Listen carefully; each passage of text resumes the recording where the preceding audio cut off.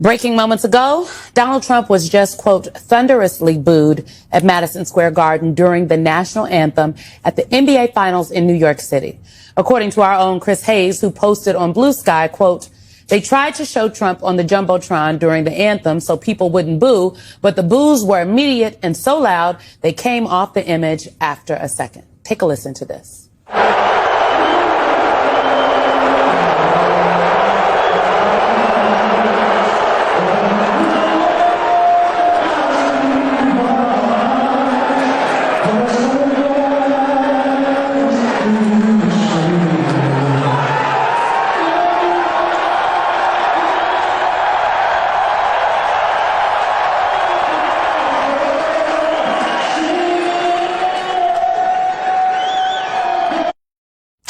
We just had a very spirited conversation in the break before. Can I just say Avery Wilson, Grammy-nominated Avery Wilson of Broadway fame, was a person that was singing the national anthem. He was giving it to us over the boos. He's a huge Knicks fan, and which is why he was asked, and he's thought of as a good luck charm. But dang, not to have Trump come into your game where you singing. Ooh. And that's tough. And I get the thinking of Madison Square Garden was to, okay, we know this is going to happen, but people won't do it during the national anthem. Well, they did.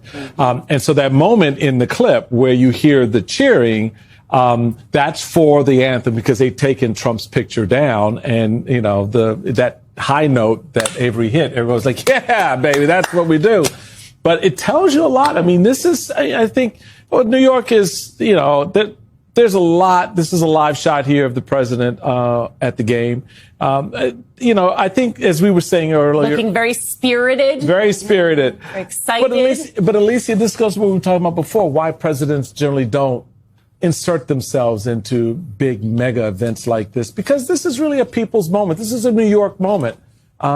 And he made it about himself, and New Yorkers told him what they thought of it. Well, and without the cocoon of the White House, like what we are preparing to see with that UFC fight where he has had, it's like watching a documentary where the subject has served as the executive producer and the editor of the film. The story is theirs as they want to tell it. That is the only story, Simone, that he has proved to be comfortable with. The president looks so unhappy, Alicia. Just so unhappy. No one made you be here. This is not a profile in courage. I don't even know what we can call this, but this is what I will say about this whole thing. Why are all these cabinet secretaries at the Knicks game tonight? Why is Steve Witkoff at the Knicks game on the day that we're about 100 days into the war with Iran that he and Jared Kushner were negotiating the end to? Why is Steve Witkoff at the game? Iran apparently walked away from the talks today, and now Israel and Iran are fighting again. What is going on? We have lost the plot. They want us to be talking about everything else except the fact that gas is too damn high, that the prices are very high, and that the war is still raging and the Strait of Hormuz is still closed. And that's the summation of it right there. I mean, you take what Simone just said with that backdrop. This is a president who at every major moment of not just the war, but the decline of this economy, has found something else to do. Oh, come on. Found something else to do, so much so that he couldn't even go to his own son's wedding. So the priorities for this man are displaced would be kind, but they do speak, I think, to a broader problem that the country needs to reconcile itself with come November.